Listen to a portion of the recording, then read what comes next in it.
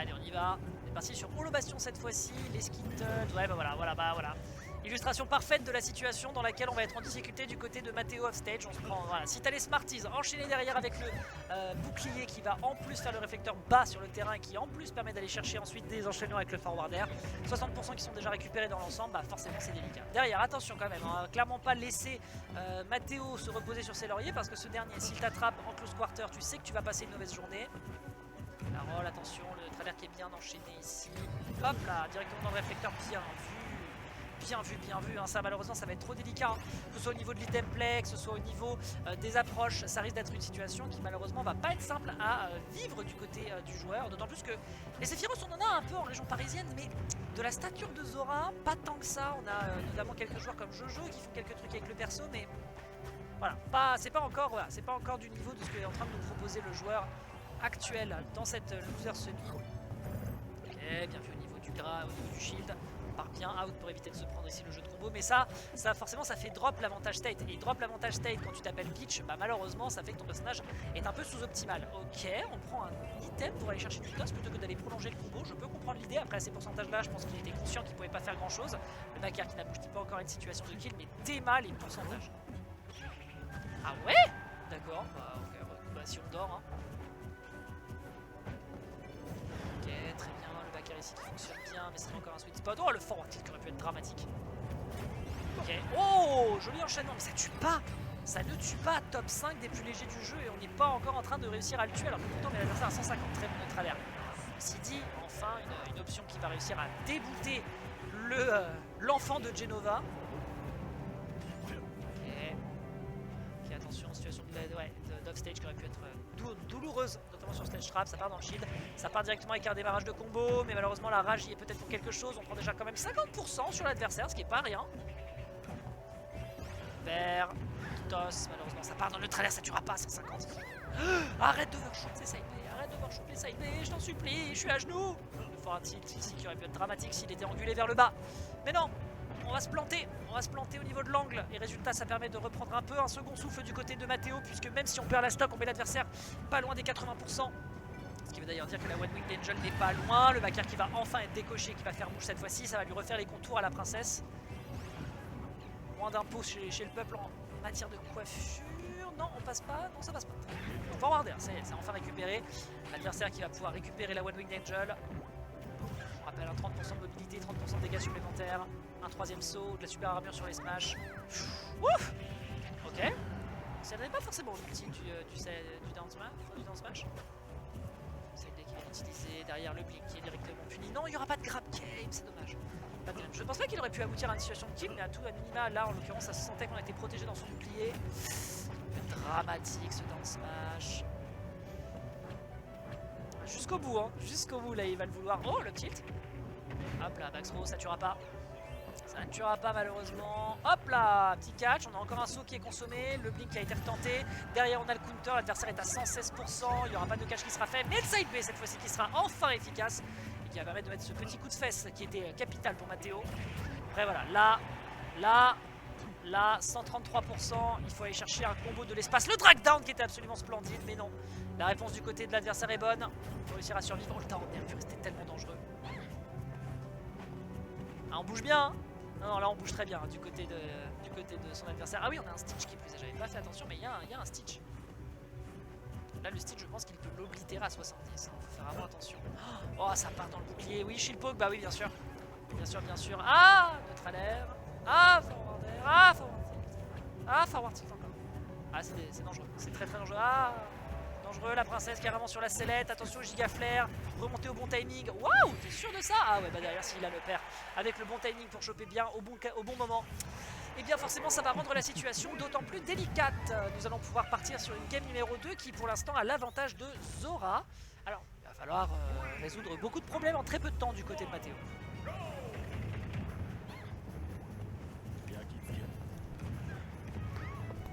Ouais, bon d'accord, jusque là tout va bien. Là, rien de bien grandiloquent, la up throw into neutral air, un grand classique en instant double jump. On a assez peu de starter combo, hein, du côté des Sephiroth de toute façon. Double up air, enchaînement avec le forward air qui est très bon également de son côté. Et derrière malheureusement tu peux rien faire, hein. Dans ces situations là précises avec le... Ya, ouais, tout va bien. Mais avec le portail, il faut quand même le reconnaître, c'est une situation qui n'est pas simple malheureusement à manipuler du côté adverse. Donc forcément c'est dur, c'est dur, c'est dur. Petit backer ici qui est tenté, ok, neutral air, très bien, le down air ici sur le multi. On est surpris à plusieurs reprises d'ailleurs du côté des multis, du côté de Sephiroth. Peut-être que... Oh, il y a une bombe, oh, il y a une bombe, oh, il y a la bombe. Oh là là, le blink, on l'a vu arriver. Et là derrière, l'avantage qui est récupéré du côté du joueur de la team Oracle qui va récupérer 2 bombes. On l'a vu, hein, déjà 2 bombes en stream. Cet homme triche, je ne sais pas comment il fait, mais on appelle ça les miracles d'Oracle. Et bah là en l'occurrence ça n'a jamais été aussi vrai. Neutral air, into up air, mais non, que dalle, on prendra pas, on ne tombera pas dans le piège. Ok, pour l'instant les échanges sont bons, on n'arrive pas à toucher Sephiroth. Ok, oh là là, le quasi 0 to death qui est en train de nous être fait par Zora. On rappelle que l'objectif là c'est de prendre cette game numéro 2 pour pouvoir se qualifier d'une solide avance. Et là du côté de Matteo c'est un peu perdu, notre air qui est retenté, mais non. Que nenni, le side B ici qui réussit à faire mouche, mais malheureusement c'est pas assez relevant. Petit template, ça va penser au niveau des aérioles, on prend enfin la One Winged Angel qui pourrait faire la différence dans la suite de cette game. Bon backer cela dit. Ok, Pink est bon, on récupère les templates, ça pourrait faire la différence. Ouais, Turret Trap, très bien. Oh! Alors en vrai il y avait de l'idée. Du côté de Zora. Je comprends la teneur du mix-up, mais résultat on perd un peu l'interaction, c'est dommage. Ok, neutral air le dentil, bon. Ça se guette, ça se cherche, mais pour l'instant ça ne catche pas le grab de Sephiroth qui a juste pas existé dans cette situation précise, purée. Paf, paf. Pour l'instant des classiques, hein, les bread and butter de Sephiroth qui fonctionnent bien. Égalité parfaite entre les deux joueurs. Ça se respecte beaucoup. Hein. Ok, le down smash qui fonctionne bien, bon timing ici pour éviter les skittles, hein. Très bien joué ici hein, du côté de Matteo. D'ailleurs un conseil, hein, quand vous voyez que vous avez les skittles de Sephiroth, si vous voyez que la première fait un tour complet puis est quasiment à ça de faire le deuxième, c'est le moment où il faut se protéger parce que les orbes font 2 tours avant de vous tuer, enfin avant d'exploser. Ok, on prend bien son temps pour éviter le portail cette fois-ci, c'est un bon timing hein, de la part de Matteo. Qui là veut se débarrasser de cette vilaine stock de Zora. Faut l'attraper. Ouh, le forward tilt. Oh, le drame. Oh, le neutral air derrière qui est réenchaîné. C'est peut-être l'occasion off stage de pouvoir se débarrasser de l'enfant de Genova. Non, ça part dans le shield. Bonne connaissance de situation. On partira pas pour aller chercher cette dash attack. Mais là pour tuer. Ah, on profite bien de la flottiness. Hein. La flottiness qui fonctionne bien pour des situations comme le back air notamment. Puisqu'on a un short-up qui est très court du côté de Sephiroth. Ce qui d'ailleurs fait sa force. Bon, derrière malheureusement qui n'aboutit à rien. Ok, bien joué. On est à ça d'aller chercher la game 2 pour soi. La patience qui a réussi à faire mouche peut-être dans l'échange. Et la dash attack ici qui va fonctionner sur le bon timing.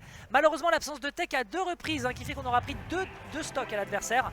Il va falloir faire attention à ça du côté de Zora parce que l'absence de tech malheureusement, vous connaissez la chanson, ça peut très mal finir. Sephiroth, bah tiens, qui ne vient pas commenter son... Bonjour, son me boss, revoilà. Son boss Sephiroth. Bon bah écoute, il y a eu 2 techs ratés, on perd 2 stocks, va peut-être falloir tech. Ah bah oui, bah ça c'est clair. Après c'est un match-up où Matteo, moi je l'avais traumatisé avec ses filles et après il m'a traumatisé, il m'a dit ouais j'ai travaillé et tout, il faut vraiment que tu bosses à ne pas utiliser ton shield contre Peach. D'accord. Parce qu'en fait il dit que dès qu'il te met dans le shield il peut te mettre beaucoup de pression et donc vraiment exprimer tous ses combos, son potentiel, il faut que tu arrives à vraiment danser autour de Peach le maximum pour bien abuser de la range de l'épée. Bah bien sûr la midrange sera très à son avantage. Exactement. Et le Todd rend ouf dans ce match-up. Mais le Cynthia lui rend bien. Oui, c'est un petit peu ce que j'étais en train de me dire. On a vu quand même des petites situations précises, notamment sur Love Stage, puisque l'ombrelle va se challenger dedans et après tu peux aller chercher des follow-up. Exactement. Bien vu au niveau de l'auto-slash, je vais dire. Et quand les Peach ont l'habitude d'aller chercher leur turnip, et bah t'as aussi des très bonnes réponses avec ton Scintilla ou juste ton Decide. Ça coule de source. Oh ça par contre, back air out pour ensuite repunir derrière en mettant un coup dans les gencives avec le forward smash. Là faut le reconnaître, il y avait un joli tour de piste qui a été fait du côté de Zora là. Exactement, il a vu qu'il y avait plus de 60% de dégâts sur le shield de Matteo, il a dit ah profit, je vais briser ton shield. Il y a une bonne connaissance des situations je trouve du côté de Zora. Moi j'ai aussi l'occasion de la frotter, il est très conscient de ce qu'il doit faire assez régulièrement. Là en l'occurrence on se fait catch par cette vilaine zone rouge avec le sweet spot de la couronne, hein, le Yas Queen comme on l'appelle dans le milieu. Petit back air ici qui est réenchaîné. Ouais c'est ça. C'est mignon comme escarmouche mais les deux s'observent beaucoup plus. Ah bah oui bah c'est normal, là ils se sont jaugés sur le premier match, ils ont pris des informations, chacun a pris une game. Là maintenant ça va commencer à aller plus deep dans les pockets, à aller plus dans le mind game, dans les lectures, pour vraiment exploiter les informations qu'ils ont récupérées dans les premières games. Ouais, et là pour l'instant, voilà, on n'a encore rien de bien convaincant. On va quand même beaucoup sauter du côté adverse. Mais on récupère la One Winged Angel, donc c'est un peu un prêté pour un rendu. D'accord, je suis off stage, mais derrière je récupère quand même ma mécanique la plus essentielle pour remporter ce match. Qu'est-ce qu'on fait? Pas de back air. Le back air qui part dans le shield, en plus mal positionné. La super armor direction le back air. Le down smash qui est tenté de son côté. Le tilt. C'est voilà, c'est encore des approximations. On n'arrive pas encore à bien trouver ses clés pour réussir à prendre les stocks. C'est pas vraiment de l'approximation, c'est une erreur de jugement. En fait, out of shield, c'est très chaud de faire un up tilt avec Sephiroth, sauf si vraiment tu es sûr d'avoir un gros lard en face de toi. Et là, c'était pas le cas, donc ça a pas connecté. Attention au turnip, ouais. Ok, tranquille, bien vu, hein, anti-ledge trap ici, je match trap pas. Oh là là. Et on l'a vu à 2 reprises, hein, le faire ça, justement se retourner, parce que si j'ai pas de bêtises, le leadbox va plus loin. Exactement, le reverse up air est très efficace, parce que justement, il y a plus de chances de choper le sweet spot, et il y a une meilleure portée. Ça passe directement dans le sol. Là derrière, il va falloir faire en sorte justement de mettre l'adversaire 6 pieds sous terre. Belle esquive du cimetière. Joli. On voyait que Matteo était au courant qu'il allait faire le cimetière, mais malheureusement il n'a pas réussi à capitaliser. Mais je pense que dans le prochain match, si la situation se représente, il va le faire. Après là, il faut tuer. Non, l'overshoot side B. Ah la gars, Matteo qui tombe malheureusement dans ses travers. Oh là là, c'est magnifique. Tu te rends compte que simplement sur ce whiff, il perd 45%. Hein. Ah bah oui, bah ça reste un personnage du Faster Pass 2. Hein, les gens ils dorment dessus, mais il a des outils. Hein. Ok, oh purée. Ça c'est quasiment lagless, c'est très difficile à punir. Le blink le blade dash comme ça, oui. Oh là là, c'est un frame trap. Joli, il a tenté de foutre tout le donner. Là il est en train de s'exprimer la Zora. Ouais, là il est en confiance. Là il est en confiance, il est en confiance. Et quand il est en confiance, très souvent il fait un octo-slash. Je sais pas si tu l'as vu beaucoup jouer, mais en général c'est comme ça qu'il a fait pas mal ses upsets là au Cardbanger avec des petits octo-slash en read. Oui, notamment Sir Knight, hein, on avait vu le match ensemble. C'est ça. Là, directement, petit dégât, tu pars dans le shield directement dès que tu trouves un aérial, la grande classique, on met de la pression parce qu'on sait que Peach est un personnage à pressure. Exactement. Là le turnip est en place, est-ce qu'il va nous faire une mutace? Classique. Est-ce que derrière on peut prendre la 80%? Non, ça va, il y avait encore un saut de par la One Winged, ça va. Là Matteo a été très gentil parce qu'il l'avait mis vraiment dans une situation très difficile, il aurait mis le Todd, il le tuait. Je suis assez d'accord. Ça revient, on fait attention à comment on se positionne, la dash attack est très propre. Beaucoup de short top pour essayer de tourner autour de l'adversaire du côté de Matteo d'ailleurs. Hein. Et tu vois, dommage, on a réalisé le shield. Zura était en confiance, il a commencé à vraiment trop s'exprimer et il a perdu la force de Sephiroth qui est tu patientes, tu capitalises sur les comics de ton adversaire. Parce que c'est vraiment ça, Sephiroth cherche toujours à jouer en second. Et là il a fait non, je vais te faire croire que tu vas jouer en second. Forcer, mais non. Je vais te forcer à venir me chercher et là en l'occurrence c'était assez efficace. 2-1 pour Matteo, très belle remontée. Ouais, je suis d'accord. Pour le moment, du côté de la Team Oracle, le miracle est possible pour aller chercher cette loser finale. Petite tag qui est faite, avec derrière l'enchaînement qui est fait du côté de la Mazamoon. Ça va tranquille, on n'a pas trop de risques à prendre. Ah, dommage, petite manque de jugement au niveau de la range. Résultat, on perd 30% dans l'échange. Ouais, c'est dommage sur cette situation. Il aurait dû utiliser plutôt le tilt anglais vers le bas. Il aurait gardé son avantage en let's frap, c'est dommage. Et Matteo a direct capitalisé. Derrière, capitaliser c'est gentil, mais prendre le lead c'est mieux. On dort un peu trop. On avait d'ailleurs vu ça dans le match contre Anes notamment. On est un peu endormi du côté du joueur de Peach pour le moment qui a du mal à gérer les situations dans lesquelles il est sous pressure. Derrière, il y a un down smash. Il n'y aura pas encore de shield break, mais derrière l'up smash qui est réenchaîné dans l'autre sens. On est à ça peut-être de se faire sortir du côté de Peach sur cette première stock. Mais on n'arrive pas encore à sécuriser. On a la One Winged Angel qui pourrait revenir assez rapidement. Je pense que c'est un scénario qui est peut-être un poil trop délicat pour le moment du côté de notre joueur de la Team Aura qui justement se fera choper par ce Downer et derrière brochette de princesse au cas où vous n'auriez pas encore déjeuné, bon appétit. C'est ça, le donner et effectivement le donner et le fer c'est des très bons outils pour créer des brochettes. On s'amuse bien avec ce Tu m'étonnes, en plus avec les beaux jours qui arrivent, régalez-vous. Hein. J'adore. 110%. Joli le petit drop. Ah les techs. Heureusement qu'on n'a pas la réac du côté de Matteo. Ouais, j'entends ça depuis tout à l'heure et je le vois effectivement, il y a quelques techs qui se perdent malheureusement. C'est pour ça. Oh jolie situation pour sortir du ledge trap. Il a bien mixé, il a bien été ambigu là sur cette situation là. Encore la dash attack, il se prend beaucoup de dash attack effectivement. Ok, oh ah oui d'accord. C'était mignon. Ouais, les gars, il va falloir que vous nous donniez un document parce que là si on n'est pas au courant de ce genre de choses, donc ça par contre oui, ça on connaît. Ça en situation horizontale, je me suis déjà fait beaucoup traumatiser face à Zora avec mon Fox là-dessus, je confesse. Mais là en l'occurrence, ouais, c'était la situation de pression parfaite à 154%, on se fera quand même catch sur un revenge kill. Donc là, on va voir. Tu rattrapes un retard pareil? C'est faisable, Peach a besoin de 2 ouvertures. Pour mettre Sephiroth à kill %, donc Sephiroth reste malgré tout très léger. Et là, on va voir si Zura va à nouveau vouloir s'exprimer beaucoup ou s'il va jouer bait and punish, patienter gentiment, attendre les commits de la part de Matteo. Pour l'instant, ça a l'air d'être en mode retreat back air. Ouais, et puis là on l'a vu, hein, l'extended box avec le turnip qui pourrait d'ailleurs qui pourrait desservir à Matteo hein, pour une approximation. On va pouvoir roll et trouver le bon timing. On avait d'ailleurs vu à plusieurs reprises Zora notamment faire l'up tilt en se retournant après l'exécuter, mais là il a pas eu le bon moment. Le down smash qui a donc été bien fait en termes de punish, c'était nickel du côté de Matteo qui derrière peut prendre un catch ici. Non, c'est perdu de par ce blade dash. Mais 80% qui sont pris, t'as raison, le rêve est peut-être possible pour le joueur. Non, c'est fini. Je crois qu'il y a des caster curse que je pourrais retenir dans ma carrière. Celle-là, mon gars, elle va être de date, elle va faire date. Il a balle au centre. Portez l'œil, comme on dit. Portez l'œil. Hein, balle au centre. Écoutez, je fais comme je peux, hein, portez l'œil. Et pourtant, l'œil qui est le symbole de la team Oracle.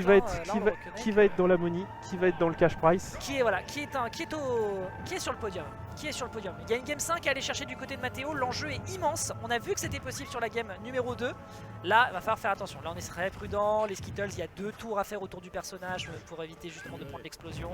Là, un petit enchaînement avec une grosse dash attack, qui n'est pas un move si fréquent d'ailleurs qu'on voit chez les Sephiroth, mais qui pourtant a une bonne burst range.